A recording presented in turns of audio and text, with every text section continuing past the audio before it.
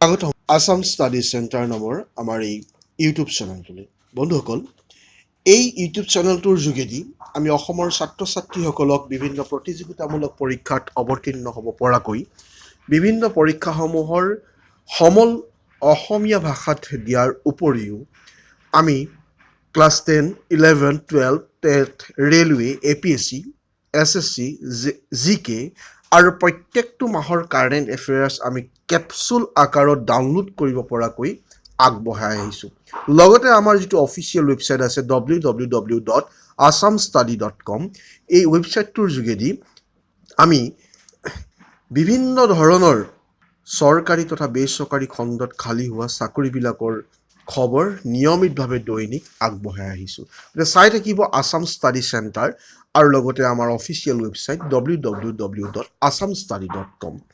আজি আমি আগবঢ়াই লৈ আনিছোঁ আগন্তুক অসম চৰকাৰৰ সৰ্বশিক্ষা অভিযানৰ অধীনত নিম্ন প্ৰাথমিক আৰু উচ্চ প্ৰাথমিকৰ বাবে অনুষ্ঠিত হ'বলগীয়া টেট পৰীক্ষাৰ বাবে পেডাগগী সম্বন্ধীয় 100টা প্ৰশ্ন আৰু লগতে ইয়াৰ উত্তৰ। যথেষ্ট গুৰুত্বপূৰ্ণ এই প্ৰশ্নসমূহ বিভিন্ন অভিজ্ঞ ব্যক্তিয়ে আমাক প্ৰস্তুত কৰি দিছে আৰু আমি নিশ্চিত যে এই প্ৰশ্নসমূহৰ পৰাই বহু প্ৰশ্ন এইবাৰ অহাৰ সম্ভাৱনা, টেট পৰীক্ষাত অহাৰ সম্ভাৱনা বহুত আছে। গতিকে এই প্ৰশ্নসমূহ যদি ভালদৰে আমি অধ্যয়ন কৰোঁ নিশ্চয়কৈ আমি উপকৃত হ'ম। গতিকে আমি ডাইৰেক্টলি আমাৰ ৱেবছাইটলৈ লৈ যাব বিচাৰিছোঁ। এই ৱেবছাইটটোৰ লিংক মই ডেছক্ৰিপশ্যনত দি দিছোঁ আৰু লগতে এই যিটো পোষ্ট হ'ব এই পোষ্টটোৰ লিংকটো দি দিছোঁ। ডাইৰেক্টলি এই লিংক দুটা ক্লিক কৰিলে এই পোষ্টটোলৈ যাব পাৰিব আৰু যি 100 প্ৰশ্ন আমি ইয়াত উল্লেখ কৰিছোঁ এই 100 প্ৰশ্ন ইচ্ছা কৰিলে তাত ডাউনলোড কৰিব পৰা অপশ্যন আছে আমাৰ ৱেবছাইটত আৰু এই PDF আকাৰত প্ৰশ্নবিলাক আমি নিজৰ মোবাইল বা লেপটপত আমি ডাউনলোড কৰি ল'ব পাৰিম, যাৰ যোগেদি আমি অফলাইনতো আমি এই প্ৰশ্নসমূহ অধ্যয়ন কৰাৰ সুবিধা লাভ কৰিব পাৰিম। গতিকে আহক আমি ডাইৰেক্টলি আমাৰ অফিচিয়েল ৱেবছাইট www.assamstudy.com, যাৰ নাম হৈছে আসাম ষ্টাডি চেণ্টাৰ, তালৈ আমি গুচি গৈছোঁ। মই দুটা ভাৰ্চনত দেখাম, এটা হৈছে লেপটপ বা ডেস্কটপ ভাৰ্চন, আনটো হৈছে মোবাইল ভাৰ্চন। প্ৰথমতে আমি ডেস্কটপ ভাৰ্চনত আমি ৱেবছাইটটো চাব বিচাৰিছোঁ। এইটো হৈছে ডেস্কটপ ভাৰ্চন। ইয়াত আমি বিভিন্ন কেটেগৰীবিলাক ৰাখিছোঁ। ইয়াত মেনু বাৰত একেবাৰে শেষত দেখিম আমি টেট বুলি এটা অপশ্যন আছে। তাত আমি যদি ক্লিক কৰোঁ তেতিয়া টেট সম্বন্ধীয় বিভিন্ন ধৰণৰ সমলবিলাক ইয়াত ওলাই আহিব আৰু এই সমলবিলাক বিভিন্ন অভিজ্ঞ ব্যক্তিয়ে আমাক প্ৰস্তুত কৰি দিছে। আমি বাৰম্বাৰ কৈছোঁ এই বিভিন্ন অভিজ্ঞ ব্যক্তিয়ে আমাক প্ৰস্তুত কৰি দিছে। এই সমলবিলাক যদি আমি ভালদৰে অধ্যয়ন কৰোঁ নিশ্চয়কৈ আমি উপকৃত হ'ম। আমি কিন্তু আজি স্পেচিয়েলি আলোচনা কৰিব বিচাৰিছোঁ যে পেডাগগী সম্বন্ধীয় আগন্তুক টেট পৰীক্ষাত আহিব পৰা সম্ভাৱ্য কিছুমান প্ৰশ্নোত্তৰ। সম্পূৰ্ণ 100 প্ৰশ্ন আমি ইয়াত অন্তৰ্ভুক্ত কৰিছোঁ আৰু 100 প্ৰশ্নৰ উত্তৰ আমি ইয়াত অন্তৰ্ভুক্ত কৰিছোঁ। ইয়াত আপোনালোকে স্ক্ৰল কৰিব তললৈ, স্ক্ৰল কৰি একেবাৰে তলত দেখিব, তলত দেখিছে যে 3 অপশ্যন আছে। 3ত গুচি যাব। 3ত গুচি যোৱাৰ লগে লগে এটা পেজ খোল খাই আহিব। তাত আপোনালোকে পাব যে এইটো আপোনালোকে দেখিছে একেবাৰে ওপৰত free study materials of Assam TET in Assamese language pedagogy series 2, ইয়াত ক্লিক কৰিব।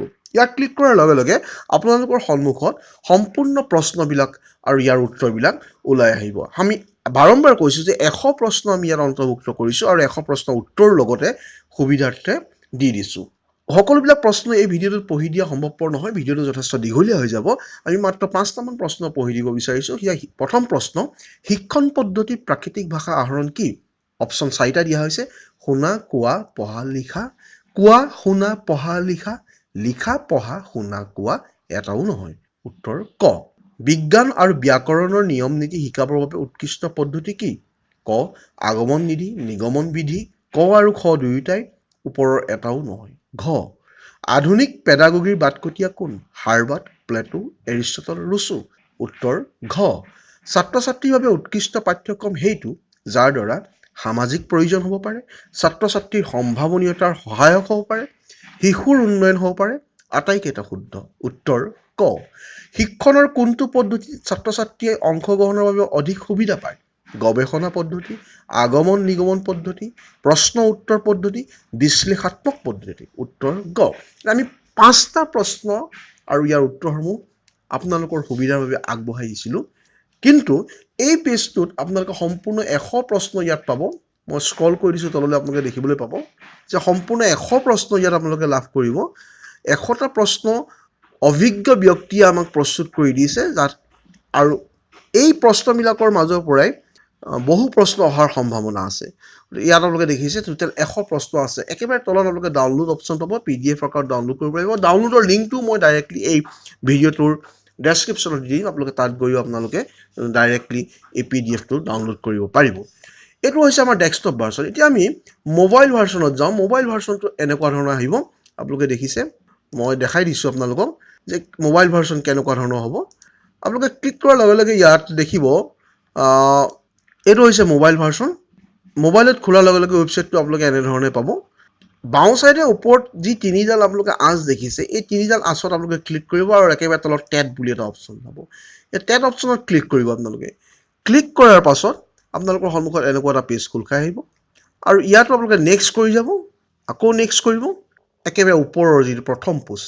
Free study materials of Assam TET in Assamese language pedagogy series 2 ইয়াত ক্লিক কৰিব ক্লিক কৰাৰ লগে লগে আপোনালোকৰ সন্মুখত পুনৰ এই মোবাইল পেজটো খোল খাই আহিব আপোনালোকে মোবাইল এইবিলাক দেখিছে যে শিক্ষণ বিজ্ঞান এই গোটেই প্ৰশ্নবিলাক ইয়াত ওলাই আহিছে আপোনালোকে মোবাইলৰ ডিজাইনটো আমাৰ অলপ বেলেগ গতিকে ডাটা একেখিনি পাব মাত্ৰ ডিজাইনিং বেলেগ আমি মোবাইলৰ উপযোগী হোৱাকৈ এই ডিজাইনটো প্ৰস্তুত কৰিছো ইয়াতো সম্পূৰ্ণ 100 প্ৰশ্নই পাব আৰু ইয়াত ডাউনলোডৰ অপচন আপোনালোকে লাভ কৰিব পাৰিব গতিকে বন্ধুসকল আজি আমি লৈ আনিছিলো সম্পূৰ্ণ 100টা প্ৰশ্ন আপোনালোকৰ সুবিধা হবে তোমালোকৰ সুবিধা হবে এই ইউটিউব চেনেলটোৰ যোগেদি এই ধৰণে আমি বিভিন্ন প্ৰতিযোগিতামূলক পৰীক্ষাত অৱতীৰ্ণ হ'ব পৰাকৈ বিভিন্ন ধৰণৰ সমলবিলাক আগবঢ়াই লৈ আনিম এই ইউটিউব চেনেলটো যদি আপোনালোকে সাবস্ক্ৰাইব কৰা নাই আপোনালোকে সাবস্ক্ৰাইব কৰক লাইক কৰক শ্বেয়াৰ কৰক আৰু কাষত দেখা নটিফিকেশন বেলটো ক্লিক কৰক যাতে লৈ অনা ভিডিঅ'সমূহৰ জাননী আপোনালোকে তৎক্ষণাত লাভ কৰিব পাৰে আৰু কমেন্ট বক্সত আপোনালোকে কমেন্ট কৰিব